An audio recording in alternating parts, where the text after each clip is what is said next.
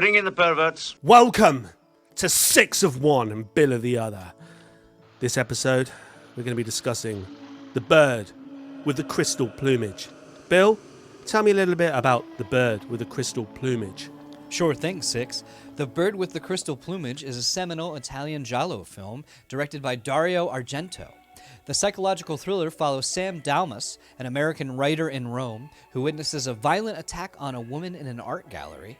Unable to leave Italy due to the ongoing investigation, Sam becomes obsessed with solving the crime, believing he saw a crucial detail that eludes him. Now, that is the English name, the Bird with the Crystal Plumage, but in Belgium, it was the Sadist with the Black Gloves. In Finland, it was Bird of Death. In Germany, it was The Secret of the Black Gloves. In Hong Kong, it was Flower Destroyer. Ireland, it was The Gallery Murders. Japan, it was Poisonous Fangs of Joy, which was my nickname in college. And in Sweden, it was The Sound of the Crystal Bird. Tell me the Japanese one again. The Japanese one is The Poisonous Fangs of Joy. There's nothing in this film. There's no fangs, there's no poison, and there's no joy. I would say the fangs could be the knives. The poisonous could be the strained relations. Spoilers.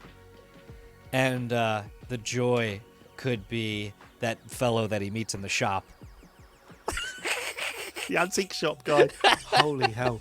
This is Dario Argento's directorial debut. This isn't necessarily the first giallo, right, Bill? But it's the one that kind of popularized the whole thing. This one has many of the traits that became the staple of the giallo genre. It has the main character being a foreigner from a different country. That's typically how foreigners work.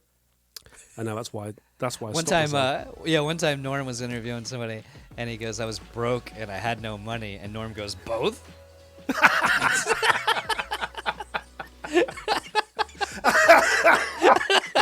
Oh, that's brilliant.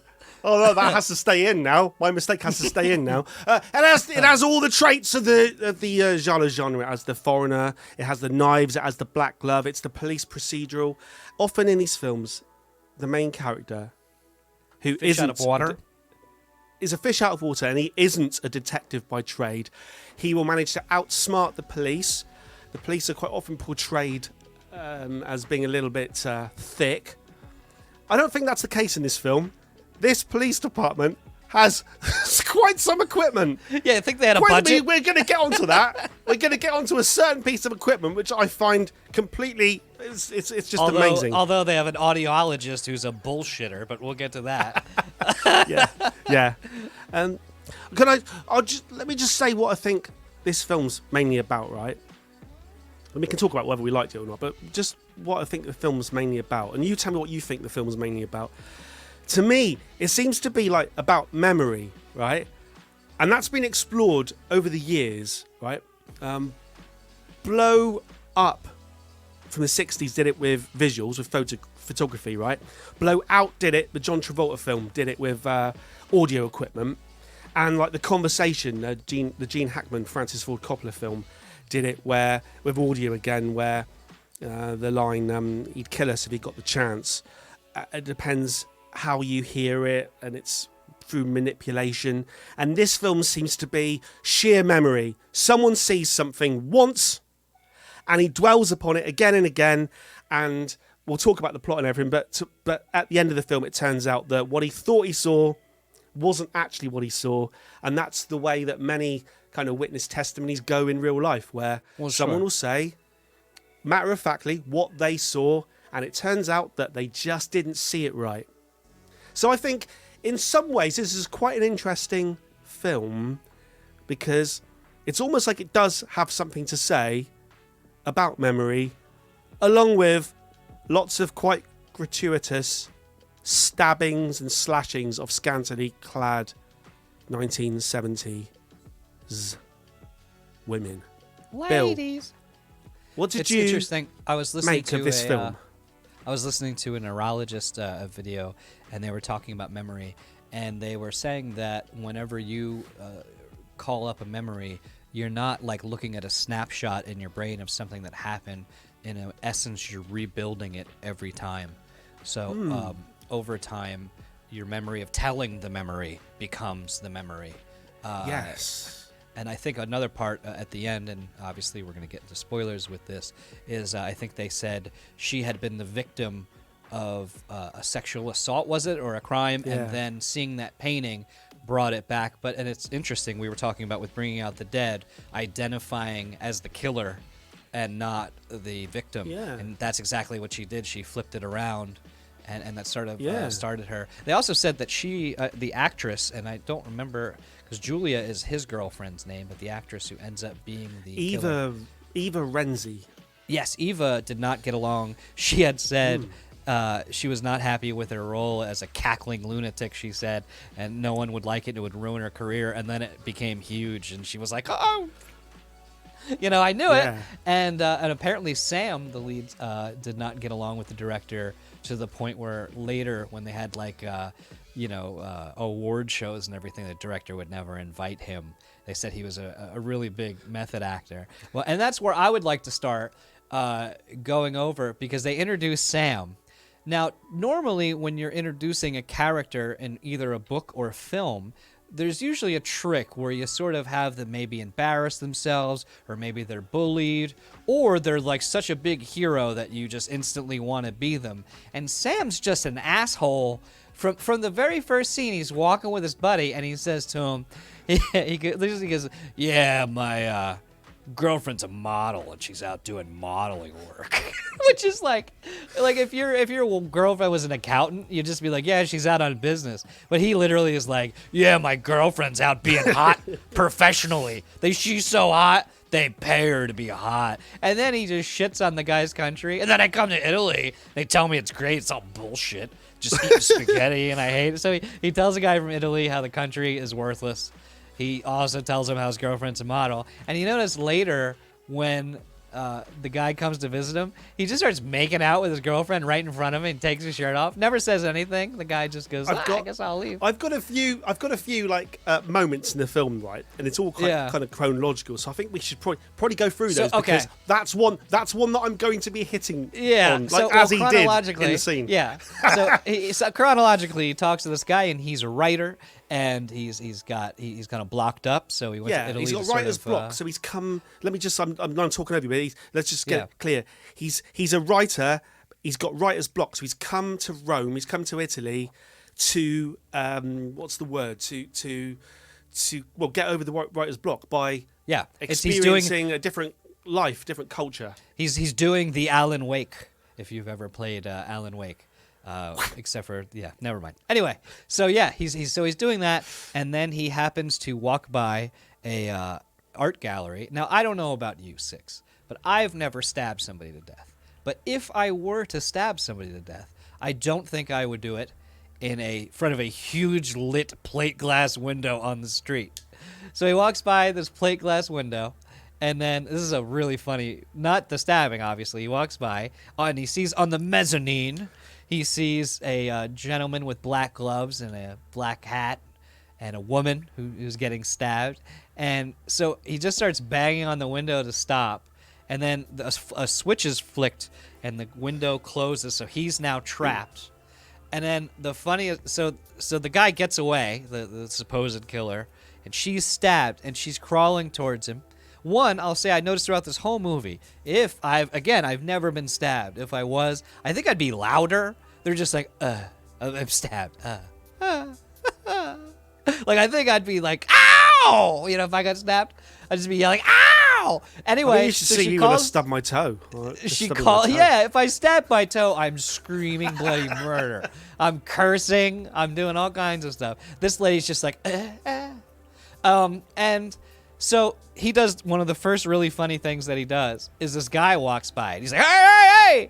And the guy looks at him and he's like, call the police. And the guy doesn't, the guy walks away and he turns to her and he goes, I called the police.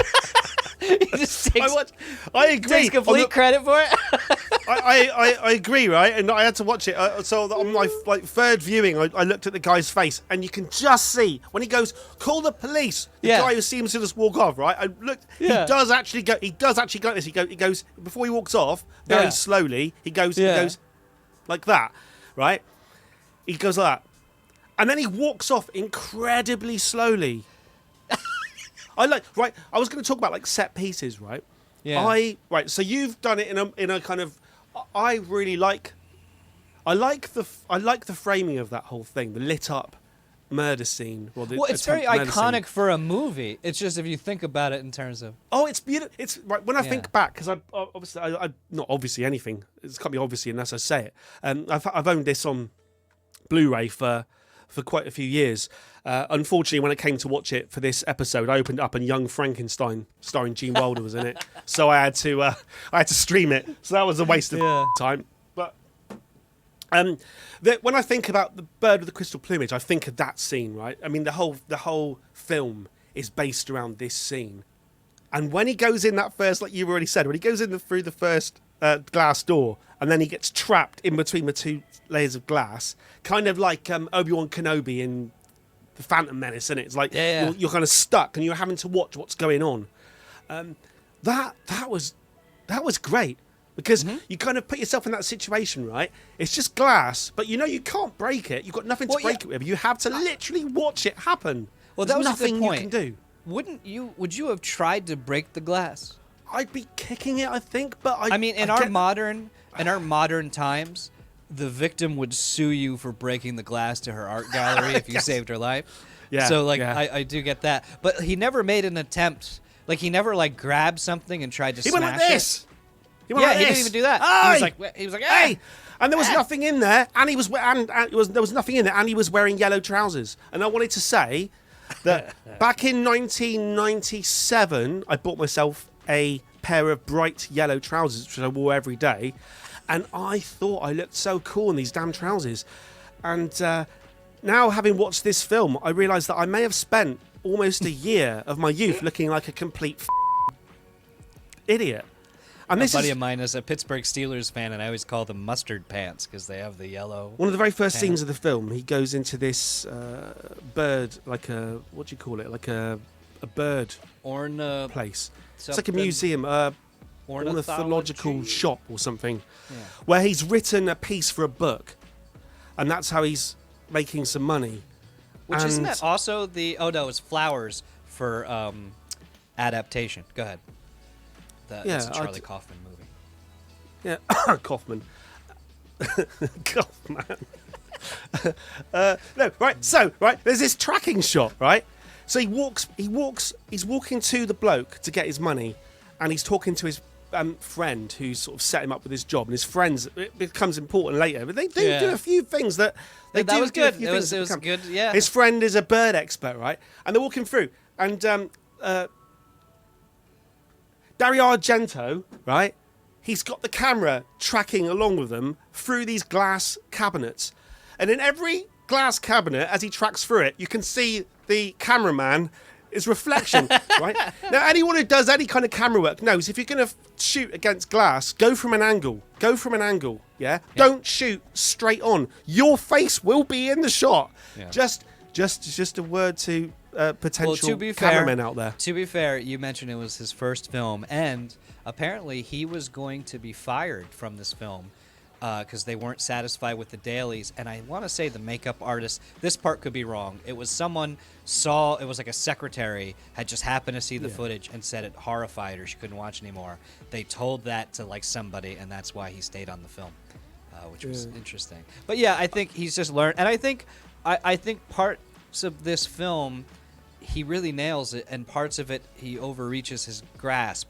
But I think that's probably a good thing for a first-time director to try 10 things and 6 of them work really well. And like you said, 4 of them, his face, the cameraman's face, is coming through. I thought, we could go on with that. But yeah, there's another element early that pops up. Oh, what's that? Well, I was going to say the music. Okay.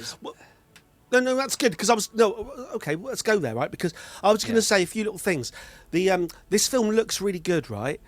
and the director of photography ended up doing Apocalypse Now. I think this was his first film, but he did Apocalypse Now. Which is my favorite film. So there's some. I'll tell you what. There's some serious talent going on in this film. Yeah. Dario Argento himself is becoming one of my favourite directors, and by the time he gets to this film and Suspiria and the films after that, he's a proper bit of a genius. Given this is his first film, it's quite incredible. But you got the director of photography, and I was going to say, because you just brought it up, the soundtrack again, Ennio Morricone again. Yeah. This was his first giallo, I think. Which was interesting. Did you have because an opinion on this? Yeah, we talked about Lizard in a Woman's Skin was our first giallo film that we've reviewed on this channel. And I thought with that film, as you know, sometimes when you do audio, you have something called stems. So you come up with a melody or everything, and you have stems of that. And that felt like he gave him a minute 30 worth of stems, and he just kind of placed it wherever he wanted. I'll say this film soundtrack felt much more unified than that. There was one exception, and that was there's a scene later we're going to talk about where Sam is hit on by a guy running an antique shop.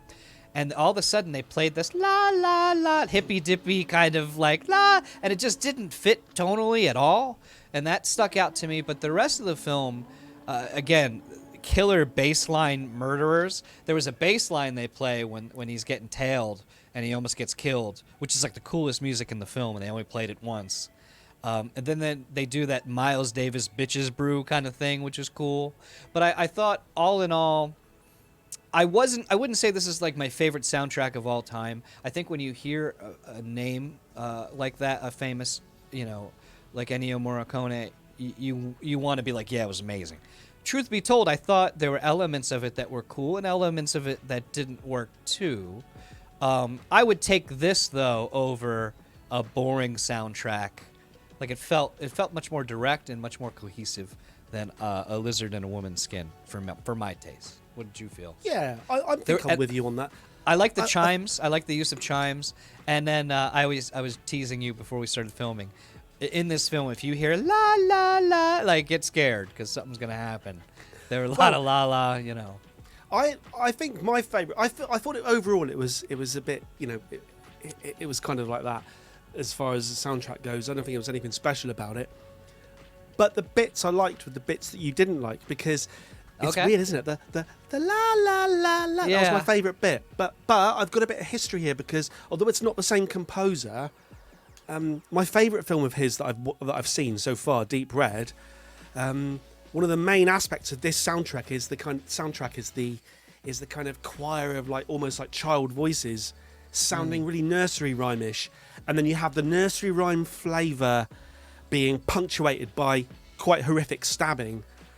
There's something. Well, I think the horror. It's almost going against the Bernard Herrmann style of Psycho. It's going against it. The la la aspect for the horror didn't bother me, and it worked and was eerie. It was kind of like the later slasher Freddy films. 1, 2, Freddy's coming for you. But it was when it was supposed to be a comic scene, and they were playing sort of like longing music, like the scene I'm talking about. And if you're watching the film with us, when he's in the shopkeep and he's getting hit on by the shopkeeper, towards the tail end of that scene, they play, and it reminds me, and I'm showing my age, if you ever saw The Wonder Years, when Kevin would look at Winnie from The Wonder Years, and they would play this piano, this guitar, like you see the girl of your dreams. It's like, they were playing that kind of music, and I just didn't understand. It just didn't fit the tone of the scene. They always talk about with, if you ever watch on YouTube, the last scene from E.T. is famous, and it has John Williams' score, and he holds up his hand, and it's, it's glowing as takes his pants off. I just doxed you. Edit that. So he puts his hand up, and they're playing the famous score, and you can find on YouTube where they play the scene with no music, and it's the most terrible thing you've ever seen in your life. And I just thought it was a strange choice. Are you not wearing any pants now? It's too hot in here. We don't have air conditioning in this country, and I haven't got a working fan. I haven't got a fan. It's a heat wave. I can't. My testicles are stuck. I can't move. My testicles are stuck to my leg. No, but they're still stuck. They're still stuck. Too much information. Oh, God. it's all right. It's all good. It's all good. If only I had a working sink to wash them in. La la la la la la. Right. So, at the beginning of this film, he walks past like a newsstand, and it's got the headlines sort of telling a bit of the story about how 3 young women have been mysteriously murdered. I'll put it on the screen now, but they've spelt mysteriously wrong. Now, I haven't got anything more to say about that really, but they just spelt mysteriously wrong. Good catch. It's not a life changer. I'll be honest with you. This film played in the Italian cinema for 3.5 years. It was that popular, and by the looks of a quick Google, no one has ever noticed that they spelt mysteriously wrong apart from me. So there you go. One thing Your I ultimate noticed proofreader. I tend to think getting run over, getting hit by a car is usually not funny. But in this film, that was the funniest I've ever seen someone get hit by a car. He was just like, oh! When he got hit by the car. Oh, it's brilliant. In fact, yeah. It was like Leslie Nielsen. Is this a comedy? Well, it's funny because we talked about elements of this with 1981's Possession, where there was stuff that almost seemed slapstick about it in the middle. And I would say him getting... Now, I could also see... And again, directing a movie is hard. If you've ever been on a set while they're making a movie, independent or otherwise, it takes like 45 minutes just to set up lighting. You do one scene, and then you stop for 10 minutes, and it all has to sort of be uniform. It's a very, very difficult thing, and it's a skill to it's harder than it looks, I'll say. And so, like, let's give the guy a break on his first film, and who knows what kind of budget he had. But I'll say, like, that part where he got hit by the car, other things like, he almost gets murdered and he goes home to his hot model girlfriend that he brags about, tells her, and doesn't call the police after he literally almost gets murdered. And then her reaction is to just make out with him. And not like, oh my God, thank God you're safe, let's have sex. It was like, oh, you almost got killed? What's So there's some choices here that didn't really gel. When it comes to, I think, the scene you're talking about, right? If I add to that scene, right? If I add to it one little fact, right? When they're in bed together, right? They've got a metronome clicking in the background. The metronome. They have sex in time. This is important. I wrote this my notes. notes. This is a 1970 way of having sex. Did they have sex in like 120 BPM? Like, what do you think is that? I always thought of, like, you ever see the Jay-Z videos where he's like recording and he's like, give me a beat, bring up the bass.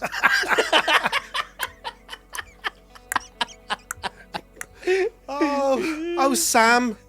Oh, Sam, can you not go any faster? Julia. Monica. I don't mean to be crass, but I almost got killed and I'm going to hit that ass. I was going to say, the girl in the scene, the one that's lit up in the Kanye West at Glastonbury, sort of rectangular bloke in the, like you explained it. She's called Monica, and she looks like Monica out of Friends. So she's called Monica, and she looks like Monica. This is like time travel here. This is like, did you not? No, you don't watch Friends, do you? No. I know who she is.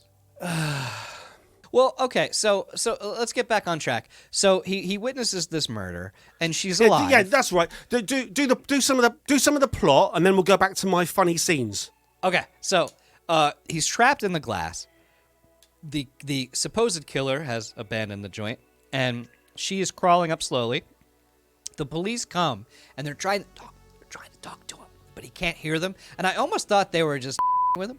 A buddy's dad was in the army, and he told me a story about the buddy's dad did LSD, and he said when he got back to the tent they were stationed in Germany. This is like during the Vietnam era. He said all his buddies were going snap, snack, knock, slack, blah, blah, just to like mess with him. And I got that feeling of the detective because he was just like. And so then to mess with the guy even further, they go and they're examining the crime scene, and she survives, so they wheel her off. and there's blood everywhere. He goes to touch something with his bare hands. The guy goes, whoa, whoa, whoa. This is a crime scene. Don't touch anything with your bare hands. And to like just heighten the joke, he then finds the glove, the famous black glove, and he picks it up with a handkerchief, which, again, I don't think is the most sanitary or whatever. So he picks it up with a handkerchief, and you're going, this is the 1970s. A handkerchief isn't exactly non-contaminated, right? And then he just takes the blood with his bare finger and licks it, and then puts it on his face, and he goes, blood! Like it was, was so supposed to be funny? Like, Bill, I no, funny. That was 1970. These days, you've got presumptive blood test kits, yeah, to see whether something's blood or not. In 1970, you simply licked your finger, and got the blood, and wiped it on your own face. Yeah, just the feeling of blood on your own face made you go, man. "Oh, okay." That Yeah, wait, really how does that funny. feel? Yeah, that's blood. That's blood. And then, by the way, the detective had the coolest mustache on earth. He was It great. was like he just shaved his whole mustache and he changed his mind at here. He was like shaving here and he went, you know what? I'm going to keep the rest. And so there's just like a line right on his lip. And it's so distracting. Every time he said anything in the film, I'm just going, mustache. Like, I can't stop staring at this man's He was mustache. great though, wasn't he? Because I think the giallo films have got the best detectives of all time. Oh, they do. They're amazing. They do. I've loved both detectives from both films. And this guy had it was like Q from James Bond with all the technology they had. So then, what is it? He's looking into the film. And then he has a meeting with the detective, and the detective's like, well, how do I know it's not you? And you were there. Maybe you killed her and tried to get to leave, and then you were trapped. They never revisit that again. Then he's like, it's not you.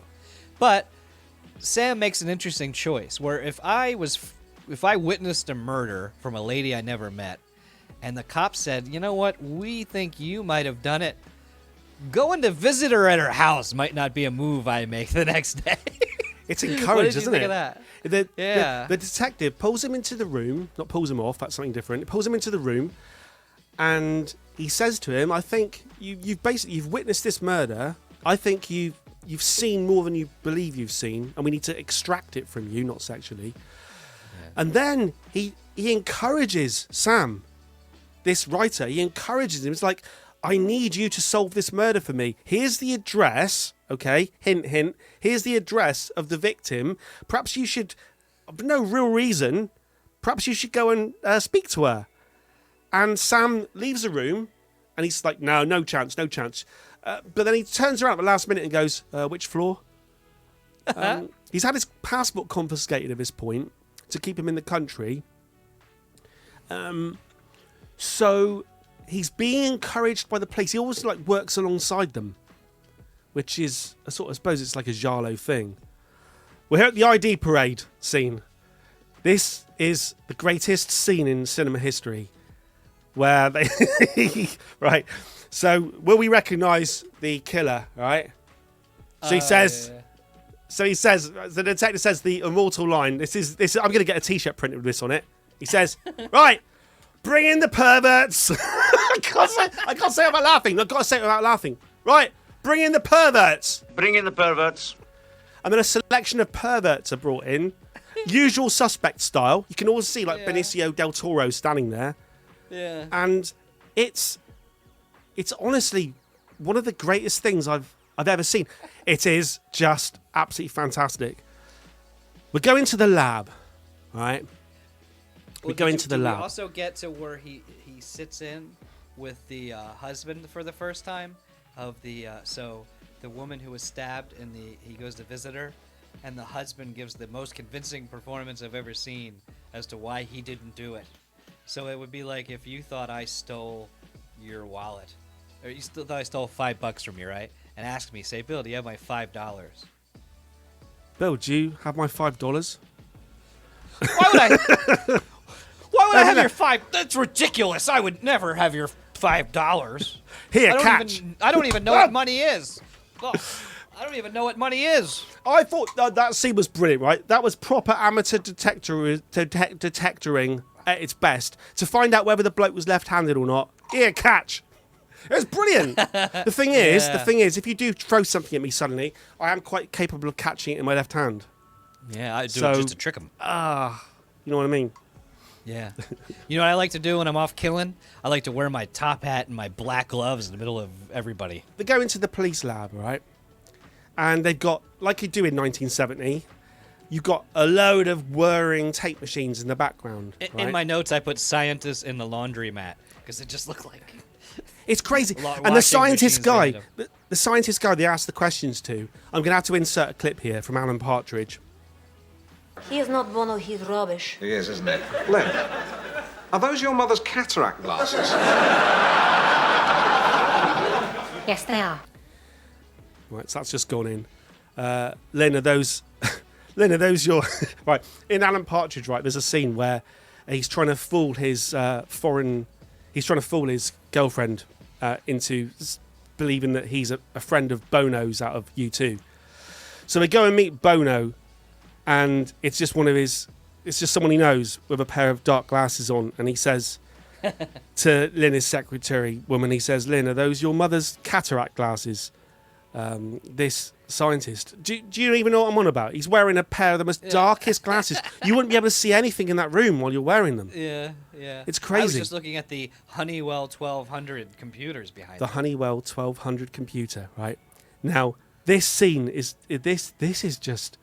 I wonder where the hell this scene came from. No, nothing like this has ever existed, but they put this in films, don't they? This is the strangest thing. I mean, have we Googled? Maybe we could Google what a Honeywell... Does it actually exist? Or was it just Honeywell for the film? makes... I've had Honeywell thermostats. Right, hang on. Right, so they feed the information about the crime into this police computer, and it chucks out 150,000 possible suspects. 150,000. Yeah, and what was funny to me is they have at the time. I think if you're watching this in 1970, you're going, the technology is amazing. I'm going, look how shitty the font looks on the printer. It's all like up and down, you know. Hello, Google Gemini. Did the Honeywell 1200 computer, as featured in The Bird with the Crystal Plumage, the Dario Argento film from 1970, did that computer ever really exist?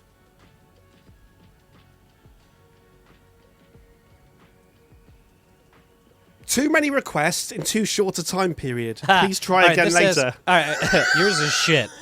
I do not have any definitive information about a Honeywell 1200 computer existing in the 1970s. Honeywell was certainly a prominent computer manufacturer during that time period, producing mainframe and mini computer systems. However, I don't have reliable data in my knowledge base specifically confirming it. So let me now go to ChatGPT and see what they say. I gotta like open it because it's a program. There's a limit on how many times I can use Google Gemini. Gemini. Using the free version. Oh, capitalism! Oh, wasn't that in this film? Oh, when did that happen? That happened to me at some point today. Okay, no. Someone shouted "capitalist" at me. It was the you. Honeywell. Yes. You called me a capitalist earlier. Was Right, not sorry. a 1200 was not a computer from the 70s. They did produce like the Honeywell 200 and Honeywell 6000 series, which are mainframes and microcomputers. If you meant Honeywell model or something to relate it to the 1200, feel free to characterize. I don't know. Well, he invented it then. So he invented, for the purposes of The Bird with the Crystal Plumage, he invented a police computer that you can put information into, and it gives you back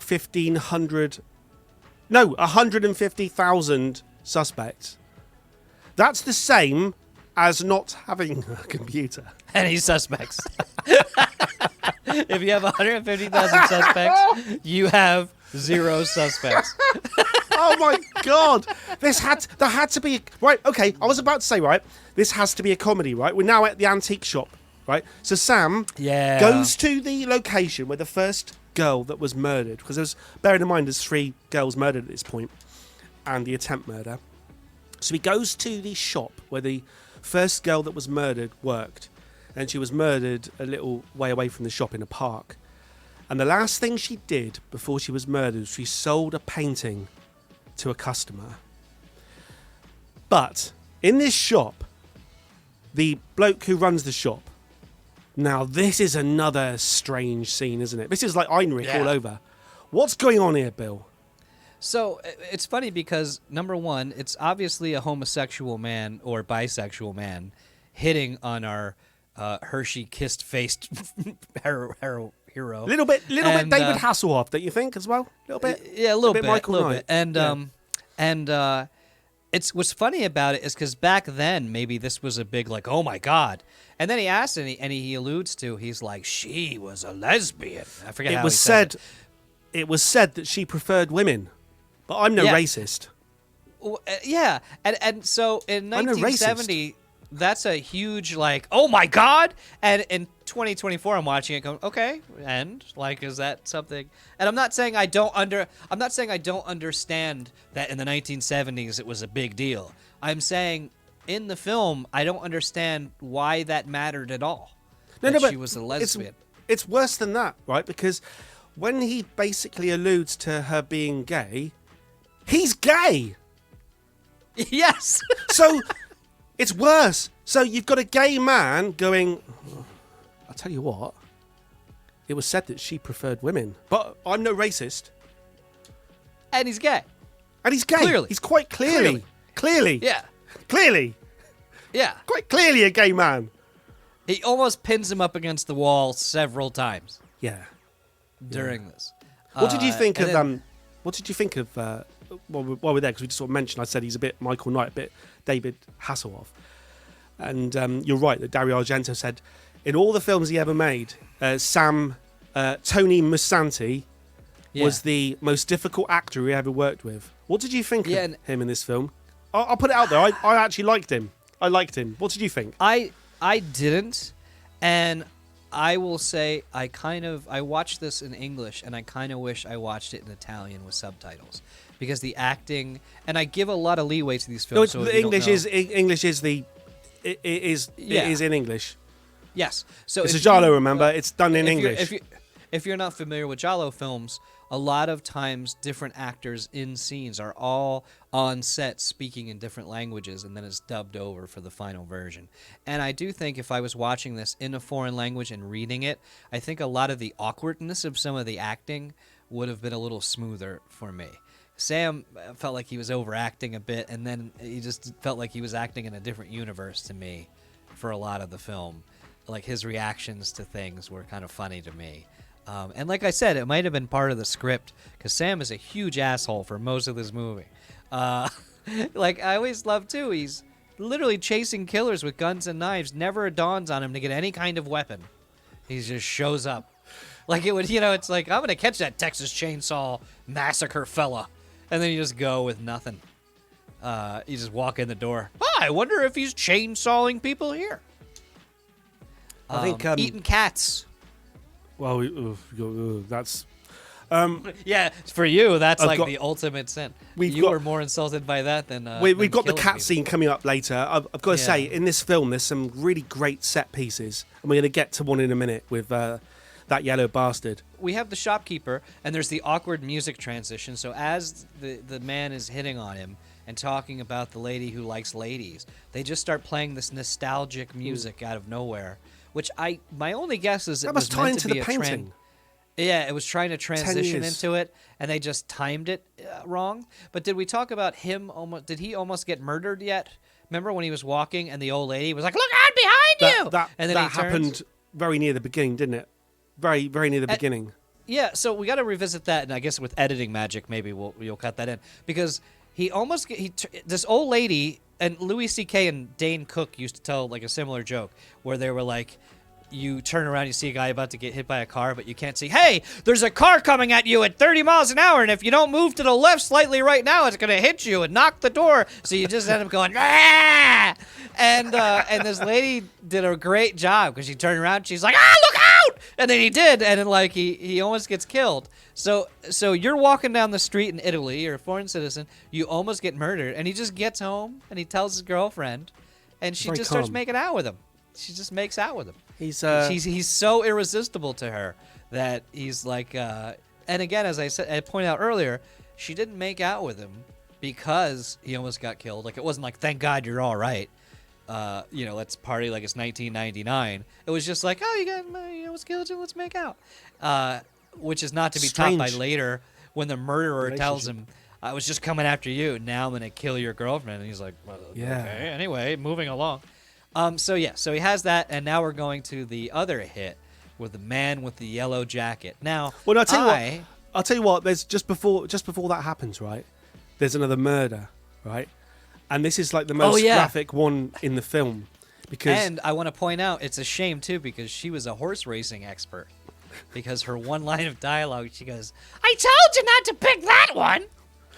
I know. That was her one and line something of dialogue. something about the death of the horse racing expert just cuts to the bone, doesn't it? That hit me harder. I'm not It going to hits lie. you hard. That this murder, he kind of removes her knickers, removes her panties. I think that was an issue with the censors at the time. He did it very theatrically. Theatrically, He was just and, raw. and quite a gruesome murder. There's a couple of murders in this film, Yeah. this one and the next one, where they're proper they're slashings. They're very Hitchcockian. The one that got me the most was the one in the apartment building where he's just. yeah, and the drips, that was very Psycho. The sort of shower scene thing. But this one that we're talking about now with the knickers, that's very Frenzy, which was like Hitchcock's second to last film, which not a lot of people like, but I think is one of his greatest films. I think Frenzy is amazing. This film reminded me of Frenzy a little bit. So I do like the murders. They're quite graphic in this film. It doesn't sort of shy away. It does cut. It does cut, but it does a lot of cuts. It does a lot of blood flying against the wall, which I think sometimes can work better than actually. I mean, I still think the most horrific slasher deaths I ever saw were in David Fincher's movie Son of Sam, where they were just on the park bench. They were just having a picnic outside, and the murderer just was there, and he just stabbed, and he just showed it. There were no cuts. It was just her screaming, him screaming, and cuts. And that was Zodiac. the one Zodiac, that one stuck with me, the longest It's- as far I as agree. That's- brutal.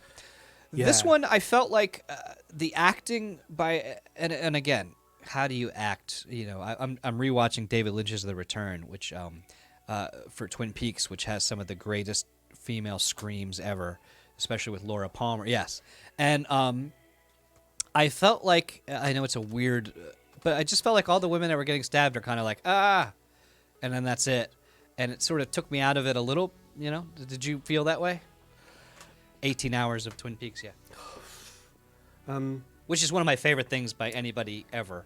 But we can go into that in another video. The runtime, 1,504 minutes. Yeah, Let's 18 just do hours. Twin Peaks for the next episode. Yeah. 1,001. No, I liked it. I think the thing is with this, it's a giallo film, so it's got to have messy, graphic stabbings in it, because every film does. So it wouldn't really fit the genre if it did anything clever. But I was going to say, I thought it was quite clever. Difficult Quite liked it. also? Quite Do liked you think it. it's also difficult that we really don't know any of these people who are getting killed? They literally introduced Pieces of her, like meat. I said, in one scene before. Her one line was, I told you not to bet on that horse. And she gets in her apartment dead. So there's no emotional connection. The thing is, the funny thing is, before she left her apartment that day, her boyfriend had said to her, I've heard that if you say the line, I told you should have bet on that horse. If you say that line, you'll be stabbed to death today. Yeah, But the thing and is, she did it she anyway. chose not to listen to him, and she went Well, out she and was- said it anyway. Well, in her defense, the guy did choose. She did tell him not to choose that horse. Anyway, moving along. So we got our buddy in the yellow trench coat. Can I get my needles joke in, and then you can get your needles joke in, and we can the compare floor- different needles jokes. The floor is yours. Right, we'll seriously do this. We'll do it. Right, we'll do it. Right, I'll do mine. You do yours. We can. This can work. Right. So we get to the scene where there's a guy dressed as Freddie Mercury from the It's a Kind of Magic tour, 1985, and he's running through the streets, and he's running after our man. Yeah, but to escape. And this is just by complete and utter fluke and coincidence, he runs into a Freddie Mercury lookalike convention. yeah, where everyone's dressed as Freddie Mercury for the It's a Kind of Magic Tour 1985. Bill, what are the chances of that? What are the chances of that? Well, I took that the film was alluding to that the killer knew this was a thing and dress like that on purpose in order to escape. Because I busted on him at first. Because my thought is this. I am not in the contract killing business, so I don't know if I would dress up like Bruce Willis from The Fifth Element to to murder a guy. But he probably knows where this guy lives, right? So instead of like quietly sneaking in while he's making out with his girlfriend and silently kill him, he's got a silenced pistol. He says, "Hey, I'm going to run over a police detective with my car and then just chase the guy down the road." Oh, and by the way, he's in the car, and our hero Sam decides the best place to run away from a car, you guessed it, the middle of the street. He runs in the middle of the street to escape the car. And then he chases him, and then they have this scene, which is a great set piece, where he ends up, is it a bus? Yeah, it's a bus, parking area. Yeah. But like it's one of those chase scenes where the guy happens to always be there, and I'm like, why don't you just sit still for 5 seconds? Like he's constantly just, and then the one guy is like honking the horn, and they're like constantly getting each other's attention. And I felt like, well, don't you just sit there and hide for a little bit and then come out? Do you know what? In chase scenes in loads of films, I think what would I do? Because they have a chase and they run for miles and they go through different things and they end up. And I always think, what would I do? Because I'd be petrified. What do I do in this situation? I always think I would just hide. Yeah, but they never do that in movies.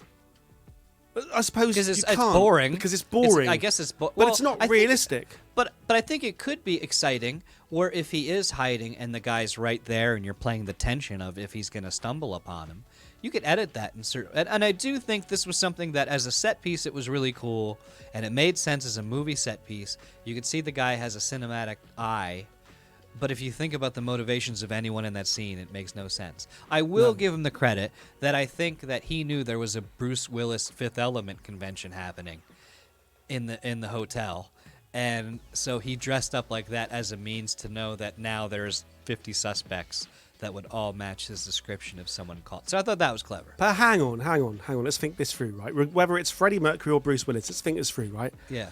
The only reason it mattered was because he ran into that room and Sam chased him in there. It was supposed to be the other way around. He wasn't expecting to fail to kill him, so he wasn't expecting to. He was expecting to go out, kill the bloke, and go home. But he chose to put the Freddie Mercury disguise on. But if that was the case and everything worked to plan, they'd say, who killed him? They'd say the guy dressed like Freddie Mercury. Who's saying that? Whoever witnessed the crime. He did it in the middle of the street. But the easy thing to if do I would knew be to there take was, the if jacket off. If I knew there was an Elvis Just take impersonation, the jacket off. If I knew there was an Elvis, You don't dress as Elvis to kill somebody. I would dress like Elvis. You kill somebody, and then you go, who did it? Elvis. Well, there's 50 of them. Oh, I'll tell you what. The funny thing is, right, regardless of whether I'm right or you're right on that, right, the funny thing is the detective says to him, do you think you'd recognise him again, right? And in his head, the camera shows what he's thinking, and it shows a direct close-up of his face. And he says the line... Clearly. You see him clearly. I'm sorry, I wouldn't be able to recognise that guy again, right? This actor who plays this part of Needles in this film is the most recognisable face I've ever seen in any film ever. I think he's like a burn victim or something. This guy is the most distinctive, recognisable face that I've seen in my years on this planet. Yeah, that's a plot hole. That was, and then like you said, in case you forgot, they showed the shot of him seeing the guy, and his face is clearly lit. His face is lit better than mine is lit right now. And he's like, I couldn't see him. No, sorry, I couldn't recognise him again. He wasn't that distinctive. So then one more question for you, right? Why? Yeah, who hired him? Why was this guy trying to kill him? You can only assume that the killer hired him. Yeah, but they never kind of go further into that. Well, to Why get rid of the guy. Just kill him? Well, that's a good point, because the killer's been killing people. Why not just stab him like he's been everybody else? It makes no sense. The Yeah. more you think about it, this whole yellow jacket scene makes absolutely no sense. And then he has to track him down, doesn't he? So he goes to the pimp who's in prison, and the pimp says to him, pimp. "Look at me! Do I look like a pimp?" And we're all going, yeah. Well, and what did he have the thing? What did he say? He had a stutter, but then he would say, "Was it get out of here?" Like it was like a gag.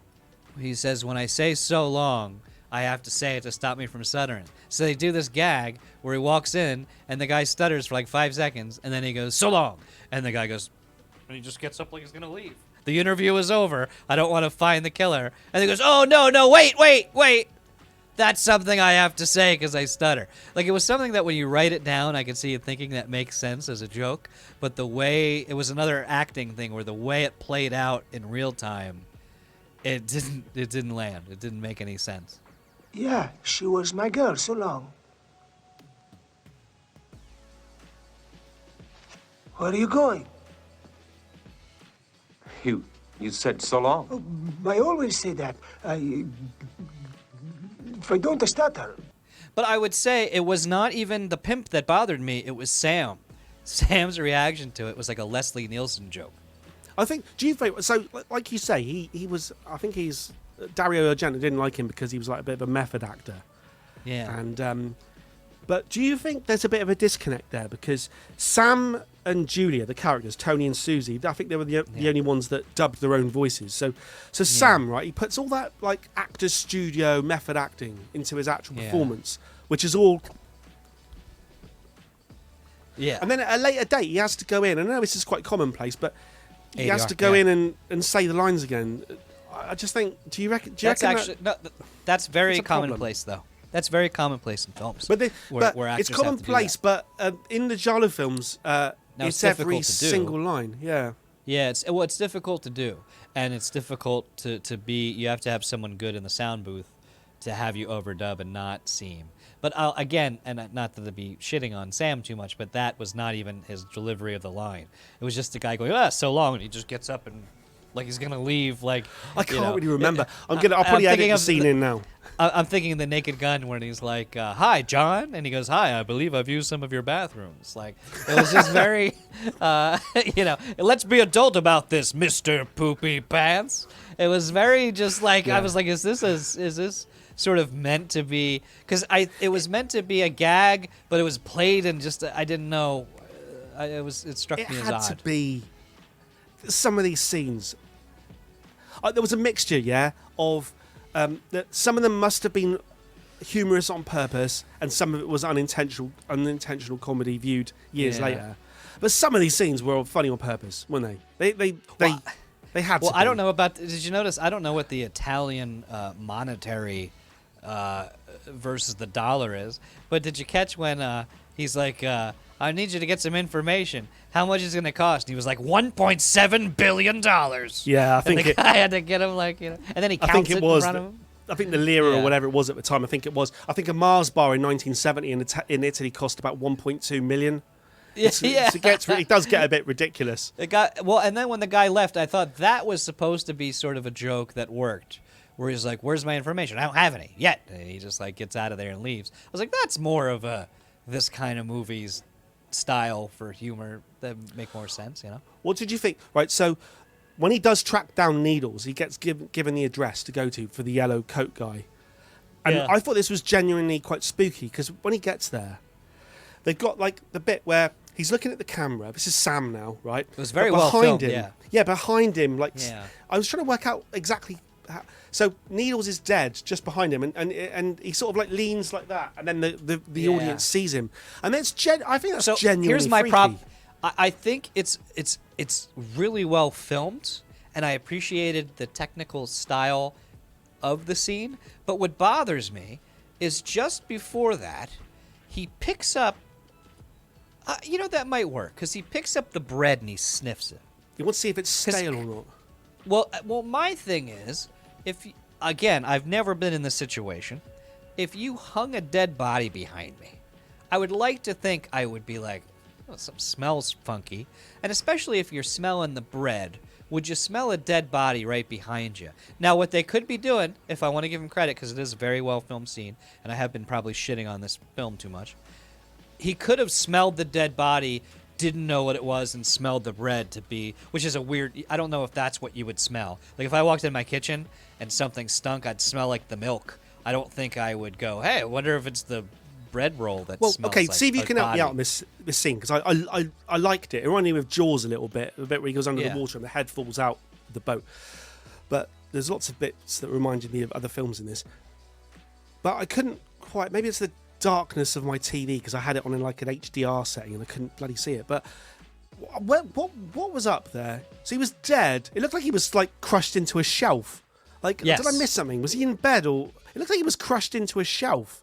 It was either yeah, he could have been. What was I think going the on? body.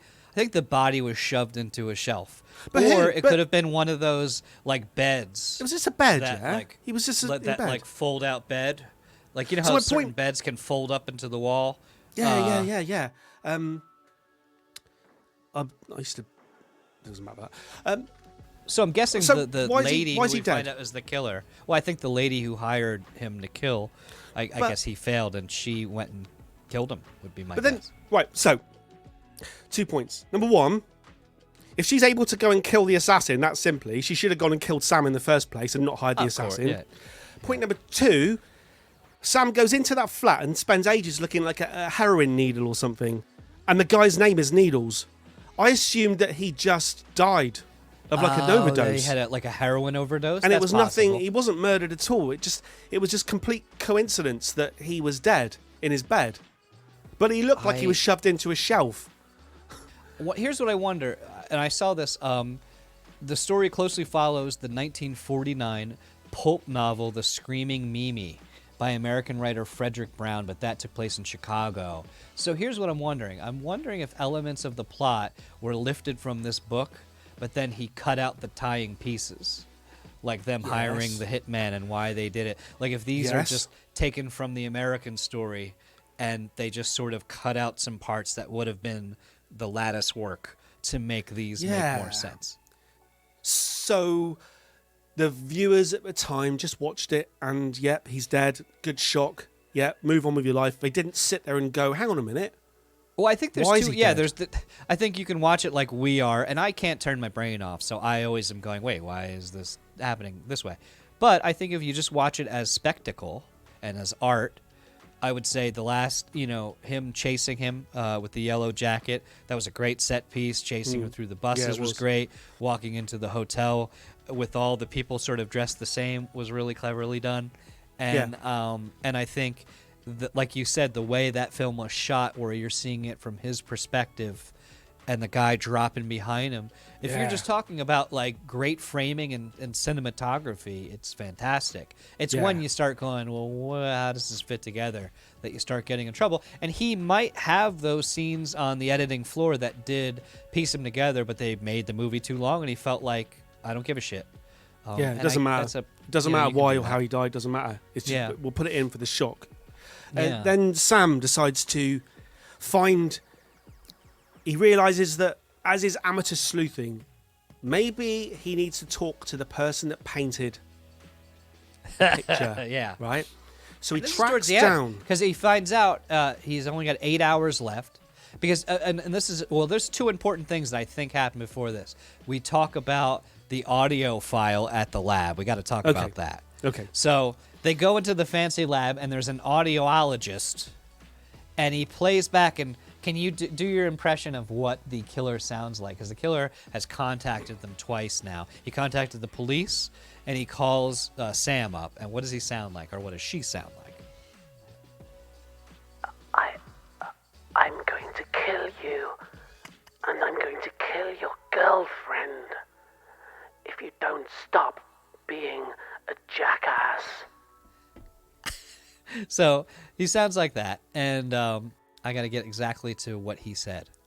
So he said, You tell me what he so says. the and I'll do audiologist voice. takes Oh, the two okay. recordings, and Yeah. he shows basically a wave, like a spectrometer it's like a waveform of the two audio files. And he's like, yes, we have looked at the two. I don't even know if he talked like that, but this is how I remember it. Talk about memory. This is how I remember it. He's like, I looked at the two wave files for the thing, and they purposely like. He doesn't say it clearly because he's like, the first recording had 5 dB on the lower, 14 on high. Like they purposely, because I'm writing it down going, what are they talking about? And the best I could do is I think he was saying on the first recording, they noticed it was 5 dB on the lower range and 12 dB on the high range, which reminded me of those EQs, in radios where it's just like low, mid, high. They don't give you the numbers.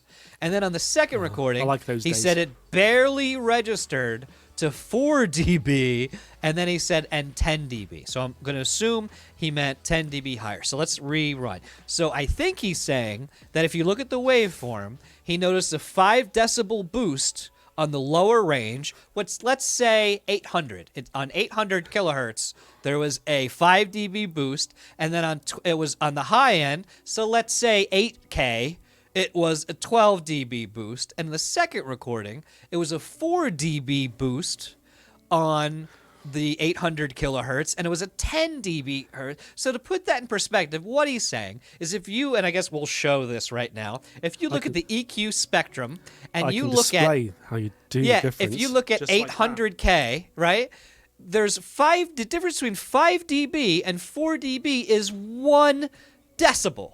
So if you're on your stereo, and a lot of if you're looking on a mixer, there's a logarithmic fader, which means that 5 dB to 10 dB is this, but then this down here is like 50 dB. 1 dB from 0 to 1 is this. Barely. It's like this. So what this audiologist is saying is there is no way the same person would have a whole 1 dB and then a 2 dB difference on the high end in his vocal frequency. Meanwhile, if you have a cold, if you're in a different so acoustically, if you're in a room by yourself, sound reflects off the walls, and the more people are in the room, it sucks the sound up. Also, there have been studies that show if guys speak to other guys, their voices are actually at a higher pitch. It's a higher frequence, which you would expect it to. That's true. Yeah. Like when it's just me and Six, we're like, oh, that's so funny. And then my wife comes around, and my wife goes, how's the podcast? I go, oh, we talked about the bird with the crystal plumage. How did the podcast anyway, it went really well. We're talking like James Earl Jones. It was a great. We had a great. So it can also be explained by how you hold the phone as well. If you hold it here, it's got a bit more of a bass frequency. If you hold it here, it's a bit more trebly. I mean, so here we go. Ready? But here's 1 dB of difference. 1 dB of difference now in my voice. Here's my theory. And then I'll let you say what you think. My theory is that they paid for all these Honeywell computers. They've got a huge budget. They've got the computer finding 150,000 suspects, and the audio guy's going, oh. And so they bring the audio guy the 2 recordings, and they go, what can you tell us about the recordings? And the truth is, the audio guy is going, I don't know. I can't say anything. I don't know what this is. So he just completely makes up this thing about 2 different voices to save his job. That's my theory. I think from a real world perspective, you're probably right. I think in the film, it's interesting because Dario Argento seems to have, in this particular film, has a bit of a fixation on the technology. And when I was listening to it, because I knew this was coming up, so on the repeat watches, I was listening to the phone calls, and to me, they just sounded the same. So it's almost like they needed the technology to have an expert say, I'm telling you now, I have proof. Look at these 2 screens. I have a proof that they're 2 people. So it was like a revelation. Like an in-film revelation. There was this guy in Canada who was a colonel, and it turns out he was breaking into women's houses and murdering them. And Colonel there was Russell. this world-famous interrogation where the guy was very clear, and he was like, okay, I'm going to be respectful. And so what he tells him is he says, we got your foot impressions, and we've got the world's foremost foot impression specialists in the world back there, and they are like your fingerprints. And I hate to tell you, but we found your foot impressions at the crime scene. totally full of shit and did it on purpose to get this guy to freak out and confess to the crime. So there are times, but he wasn't talking to a suspect. He was literally talking to his boss. His boss. Basically. I suppose you've poo-pooed it, and I think in the film, quite rightly so, but I suppose there's something to be said for using technology to distinguish between mine and your voice. You know what's going to happen? If for some reason Someone's you gonna couldn't just hear it. Someone's going to come and be like, I am an audiologist, Well, and it actually is true that if you have a 1 dB difference at 8K, that it can't be the same person. No, you're right. And I think in 1970 technology, it's a bit awkward. I think when you're talking about just differences in volume of different frequencies, but if you imagine like the like a problem like spectrogram of mine and your voice now, as we're talking in live view, they would look completely different. Sure. The problem is, I could tell anyway by listening. So maybe it would be a case of if you listened to me and another member of my family, if I had just say I had a twin brother. We ostensibly sound exactly the same, but maybe today in 2024, you could probably see something visually. Well, I thought they were going to hit you with that she like sped up her voice, or through a recording, and that's how she made her voice sound like she did when they were making the phone calls. So I didn't guess really it's both of them. We'll have to talk about it at the end because we've got to talk about the cat scene first. But I would have just star 69 the guy and found out who the killer was. Back when I was a kid. In this country, 1471. That's what it was? Yeah. So after someone prank 1471 calls you, you do that and it calls them back. Yeah. Because what just sort of skip ahead just because we're talking about it. What turns out towards the end, like spoilers as the whole podcast is, it's not quite clear, but it seems like the husband and wife are both murdering. It seems like at first you think it's just the wife, but it turns out, due to a horrible explanation at the end, which I want to get to, they explain that the husband also became through psychosis because of the actions of his wife, also started murdering. Very confused. Tell you what, before we go, before we get there, we have to talk about. I have to do a public service message for the folks at home. For the folks at home, if you are hanging out with your model girlfriend and your buddy sitting on the couch, good friend-etiquette is don't just start sucking on her face and taking your shirt off while he's just sitting on the couch awkwardly. Now, unless you're into that, I know we're in 2024. People like involving everybody, and I'm not making any judgments on that. I'm saying if you don't plan on inviting the buddy in, it might be a good idea to excuse yourself before you start, sucking the spit out of her face in front of your friend. But I did laugh, and he gets up and he goes, "Tell you what, I'll take this tape, right?" Yeah, I thought he was gonna be like, and I thought that was this. a great setup. That was a great setup when they played it. There was like a brief second towards the end where you thought he might be the killer. Now, the only problem with that is the guy shows up in the beginning of the film, disappears for an hour, shows up in the last 20 minutes, and then he's in the penultimate scene. I felt like they could have probably found a way. He shows up in the first scene. He's like, "Hey, I'm Bob, an expert on bird calls, if you'll excuse me." And then he comes back to see him make out, and then he's almost the killer, and then he's out. I think he should have been. He's the guy that goes back there and says, "Well, that's why I listened to that tape, and I've identified." And they set him up at the beginning as being a bird expert, and he says, they did the homework. Yeah, that noise. There's only one noise that could be that in the whole world, and it's the bird with the crystal plumage, and it can only live in Siberia or Alaska or somewhere. Yeah. However, and then Sam's getting all down. Oh, that's a bit of a shame. That's a bit of a red herring. However, there is one just over there, right? Yeah. And he points right out the window. You look over. Oh, look, there's one over there. Right. So it's only the only place it can possibly live is Siberia, and just over there. He wants to visit the painter of the painting because it's the only thing he's really got to go on. I'm not sure really. It's not really explained in the film world, why he knows the painting's relevant. The first murder victim sells somebody a painting and then she dies. So there's no real, unless I'm missing something here, there's no real indication that it's got anything to do with it. However, anyway, he goes to visit the person who painted it, and this is a weird guy who's shacked up in this horrible little house, and it's a little bit Frankenstein-esque. He gets a lift there, and the bloke who's taken there says, "I wouldn't go in there if I were you," like they do in every Frankenstein or Dracula film. But he goes up this ladder, he goes in, he meets this kind of Colonel Kurtz type character inside. And he has some food with the guy, and the guy's a bit of an oaf, and he's talking about his paintings and how he's now doing fantasy paintings, and the guy pretends to want to buy a painting, and he asks about this picture that he's actually there for. And then the guy does say something interesting. He says, that was a painting based on a real event 10 years ago where a girl got attacked. And I suppose, as a plot point goes, this does become extremely relevant. Yeah. However, what actually then happens is the guy has... This is horrible. I'm a cat lover, and I don't know if I'm giving the impression here, but I actually really like this film. Right, when we get to the bit at the end, we'll talk about whether we liked it or not. I really do like this film. I think it's pretty good overall, with some really good set pieces in it. The whole trapped by glass and the guy with the yellow jacket. There's lots of lovely bits. But this scene just gets me to my heart and my soul.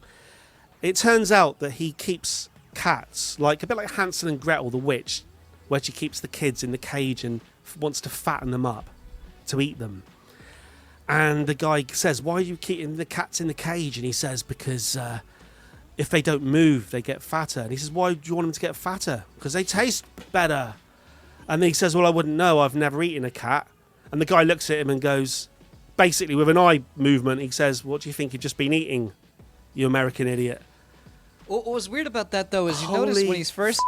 He first puts the food on his plate, and the guy isn't looking. He empties out the whole plate like he's not going to eat it. And I'm like, I get it, because it's a kind of a scuzzy place. But Yeah, then he throws a bit on the floor. The guy looks at him, and then he just starts eating it and he's eating it while he's talking to him.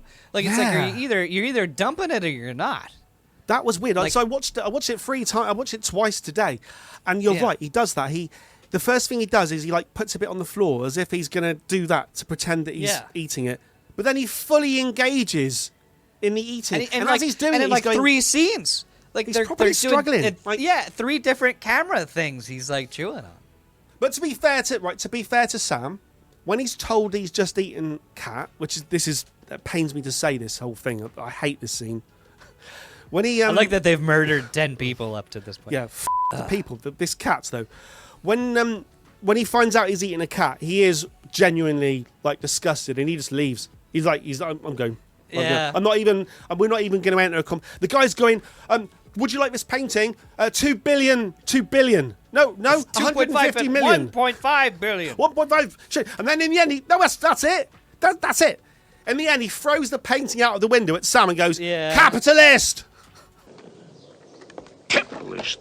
Well, so as this is happening now, the girlfriend is at home, and she thinks Sam is arriving. And she opens the door, and it's the trench coat killer. And the trench coat killer's like, I know a good way to kill somebody. Let them know while I'm 20 feet away from the door. And then, when he closes the door, he's carving a hole in the door. A tiny little hole. Yeah. And while he's doing that, she's just kind of coward. And I get you panic. Isn't the first thing you're going to do to look for some kind of weapon? I don't care if you're hitting them head with a hammer, with you break glass, so you have, and she, the whole time, yelling, just get something. And she because she sits for 3 minutes while he's carving a hole in the door. And then she decides to go for the window in the bathroom and sees that it's barred. They've been living there for 2 years. She doesn't know the window is barred. Did you think it was weird when they ran up to accuse the guy of being their murderer? Do you think it's weird that right when he walked in, he said, before you guys accuse me, no, I'm going to fall out of this window in 5 minutes? Because it was so obvious the entire scene that he just slowly backed up to the window. And then we talked about the naked gun. And the naked gun, it might have been the 33rd, I forget which one. There's a scene where he's laying on the ground and a guy is on this crushing machine that's very, very slow. And he's going da-da-da-da-da-da. And Nestle Nielsen is going, no! It's a steamroller, isn't it? It's a steamroller. And a marching band. And he's clearly a mile away from him, and he's just and it's he could just move at any time. So this guy falls out of the window, and 2 police officers are holding him up full strength, and he's going, "I'm gonna fall! I'm still falling!" And they're like, "No, we've got your hands." He's like, "I'm gonna fall!" And then I feel like every movie last 5 movies we've reviewed, the man falls in Bruges. he hits the ground, and then he decides to have a monologue. So he's saying to them, he's like, "You were right. I was the one who killed them." Where if I fell from that high and the cops were around me and somehow I could still talk, you know what I would say? Ow! Ow! Ow! It is. That's what it I is would very say in Bruges. if I fell it's very from, in Bruges. I just feel So like... he tries to deflect, doesn't he? He tries to deflect. So he knows he's dying now. So he takes it all on himself, and he says, "I was the murderer," to let his wife go free. Unfortunately for him, his wife's got other ideas. Yeah, and her voice is 2 decibels lower at 800 kilohertz. So she dresses up. She dresses up in the full regalia, and still tries to go on a stabbing spree. And Sam chases her through the streets. And we kind of glossed over a little bit. His ornithology friend is indeed kind of So put they in walk there as a in. red Well, herring. they do, and I thought this was really great because when you walk Yeah. in, he's looking through and he sees the dead. He sees, I think the girlfriend is tied up, and he Yes. never notices because he's an asshole. So he never notices his girlfriend's tied up throughout the whole scene. She's yelling, she hits his foot, and he just ignores her. And then, and then like you wouldn't hear that, by the way. So then he turns. He's going, "There's no one here." So- And so he turns, and his buddy is sitting there, and you go, "Holy shit, his buddy's the killer." Yeah. And then his buddy falls down, and he's got the knife in the back. I thought that was clever. That was good. yeah. And was then good. he, like you said, he chases her He down. chases her, and they end up in a nice way, because he doesn't know this at the time, but he chases her. But they actually end up back in the original kind of attempt murder scene. And the exhibit, like the piece of artwork installation that they put up at the beginning of the film, is something that she now uses against our main character, Sam. And she lets it fall on him. And it's quite a horrific thing. It's like an Iron Maiden. It's got all the spikes that must just spike into him. And this is a bit like you said. Yeah, I know the exactly actress- what you're going to say. Yeah. No, well, what I was going to say was like the actress had an issue with this film, right? This Eva Renzi playing Monica, where she said she was a bit embarrassed by it and it kind of ruined her career. She didn't like the way she was portrayed as a cackling thing. I would say, in the filmmaker's defense, it was all on her. She played that part, and she played it quite horrific, quite spectacularly badly. The whole like... My 2 notes that I thought were odd is, so she murders everybody, and then she drops, like you said, this thing on her that's got the spikes, and so the first thing he says to her is help, and like I was like, sorry Sam, she's trying to kill you, like she's not the person to turn to, and then like you said, I wrote, what, please tell her, if I was Sam and I'd be like, I'm gonna die, I would say to her, look, you got me, I'm gonna die, please just tell me what's so funny, because this must be hilarious, because you're cackling. She reminded me of Emperor Palpatine, like in Star Wars, when he becomes Darth Plagueis, not Plagueis, he becomes Sidious, and he's just laughing all the time, and it's like, what's... Is it, to be on the filmmaker's side for a moment, she is definitely being portrayed as someone who's like a broken person. She had an incident 10 years before. It's been reawakened in her. So she's supposed to be, I hate to say the word, but she's supposed to be like mental. So the actress in 1970 believes that that's the way to play mental. She criticizes the film, but I would say that she should have looked at herself and said, oh, maybe I could have played that a little bit. It's hard to say, though, if did the director like tell her, like, laugh it up more, more. Which I think someone should make a meme of just like a scene from Anchorman, and then it cuts to Sidious just you know, and then they just show a bunch of funny scenes of him laughing. Like, what would actually make Darth Sidious laugh? Like, besides the fall of the Jedi, like, does he like fart jokes? Like, what is other stuff that just gets him like cracking up? Yeah, you're right. Would a Sith laugh at a fart? Would Darth Maul? Yeah, like laugh? What would get him going? If Liam Neeson had just lifted one arse cheek, during the thing, just gone like that, the bit when he's lying down, right, and he's like about to die. If he just lifted one arse cheek and went, like not even like a, but not even that. Oh God, no! Oh no! That's dead. Oh no! What a gag is Oh this? my god! Oh, hang on. Is that the part you were going for? Right, not that, but just just ready, just right. Would Darth Maul have laughed? Maul cracking up. I think he would have. I think he would have put. He would have jump. He would have switched both off. Jump, and just went. It actually, just shaking Liam Neeson's hand. It actually made that sound when he got cut in half. That's the sound it made when it's. Yeah. No, that's it. I think the actress Monica from Friends, as the murderer, was probably the worst thing about this film. Overall, I didn't like her at all. But one more thing I've got here before we talk about whether we liked it or not, right? It ends very much like... so he gets rescued, right? Right, he gets rescued by our main detective runs in and karate chops her on the back of the neck. Which was great. Right? Brilliant. So it ends like Psycho, right? Hitchcock Psycho from 1960s, 10 years earlier, right? Totally needlessly. And Psycho, I think Psycho's such a great film, but it has this horrible tacked on ending where a psychiatrist explains to the audience exactly what happened in the duration of the film, about how Norman Bates took on the persona of his mother. It's like, yeah, we knew! We just watched the film! And in this film, at the end, rather than just end, they tack on a bit with a psychiatrist. Yeah, that felt a bit talking much. to camera. And how... It felt like the director going, okay, let me explain to you what actually... Here's the stuff that you didn't get. And because of that, because of Psycho having done it, to me, he copied Psycho. And unfortunately, this was my least favourite part of this film, and it was also my least favourite part of that film. So by copying the worst part of Psycho, what's weird, he ruined the end of the film. Lizard in a woman's skin sort of inverted it because they had the psychologist tricked in the beginning, and he was sort of doing that in the first half of the film. And then you realize that the killer was actually using that to manipulate him, which was also a female killer too. Which maybe that was more clever. Weird. Maybe Lucio Fulci was playing off of it. Yeah. Which I would say, yeah, that's tough. So what did you think overall? We've kind of, it's probably one of our longer episodes. I bought this film a while back, when I was sort of starting my giallo journey, and the debut film of the person that went on to be like the king of the genre, and this is his very first kind of stab at it, so to speak.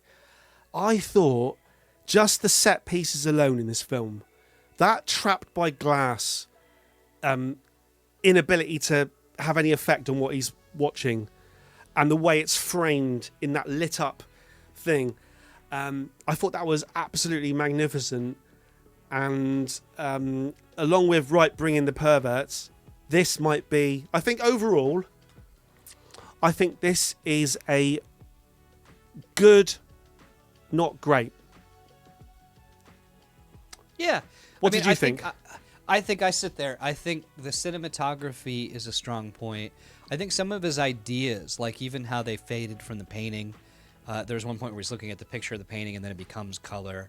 The perspective shot of the dead body, the chase through the bus, that whole chase scene, we can argue with the plotting of it, but the cinematography was great. I feel it was held back from me, and I'll say I liked the music. There were a couple. It's funny with this period of Morricone, I felt like his sort of 1970s let's sit and have the facts of life talk music I always hate. But I love the rest. Like, I love the bass lines. I love the Bitches Brew style. It's sort of the mellow, like, we're having a good time music that kind of takes me out of it. But overall, I like the soundtrack. And I think if I had it to do over again, and I think in the future, when we do more giallo films, I would like to do it maybe in Italian, looking at the subtitles. Because I think because of the nature of the overdub, it can lead to flat performances by the actors that sort of, like, take me out of it and make it a little ridiculous, where I don't think it was meant to be ridiculous. It's not. But you got to remember, it's made. It's not an overdub. It's made in English. Yeah. I guess I feel Even like... even the title credits. It's a weird mix of most of it was in English, and then a couple of things in the film were still in Italian because it was filmed in Rome. But the main actor, bearing in mind the main actor's American, his girlfriend's English, Susie Kendall. yeah, she's definitely So English. the whole film is made to be done in English. The other people are wonder, speaking though- German. All you'd be talking about. So most of the people were talking German. Some were talking Italian. Some were talking English, and the whole thing was dubbed into English. What you said about watching it in the Italian version, everyone would still be speaking. So a German would be dubbed into Italian instead. Sam would be dubbed, even though he's talking English, would be dubbed into Italian. You got to think about. It's not your normal film that's dubbed. I guess it's a I'll giallo. say this. I felt the acting was taking me out of it, so I felt like maybe reading it in subtitles would take away some of the awkwardness, which like maybe it would with what you're saying. Because sometimes, you know, we reviewed Dark way back in the day, which is a German film with English subtitles, and I remember trying to watch that in English subtitles, and it sort of ruined it for me. But when I watched it in the original German with the English subtitles, it took away some of the acting awkwardness that the overdubs introduced, and it allowed me just to sort of really submerge myself in the story. So maybe Yeah. I'll try that. It might not work. Overall, good but not great. There are elements where I can see why this guy would grow into something special, but I think in this there was enough to hold it back. Where, and it would be hard for me to tell you. I might have liked Lizard in a Woman's Skin better. The dream sequences, the dreaminess and stuff. I would have to think about it. The fur coat. It's a fur coat. I think the stuttering guy was that. Every one of these seems to have a weird guy that just shows up for comic relief in the middle of it. And so yeah, it's a fur coat, and then the stuttering.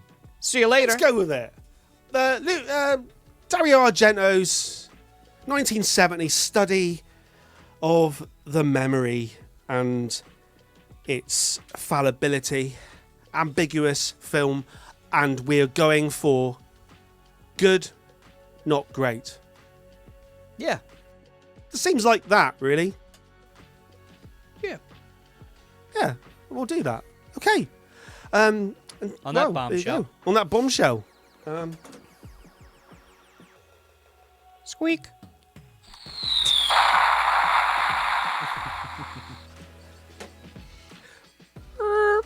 No. Oh, don't forget to like and subscribe. Now make that noise. No, hang on. We can do that. Wait. Oh, wait, hang on.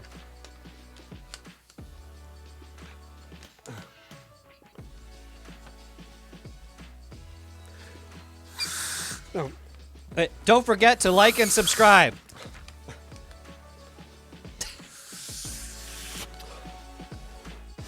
Oh, it. Ow. Right, I need to go and fix my sink. I think whatever just happened was better than the fart noise. Over. Over and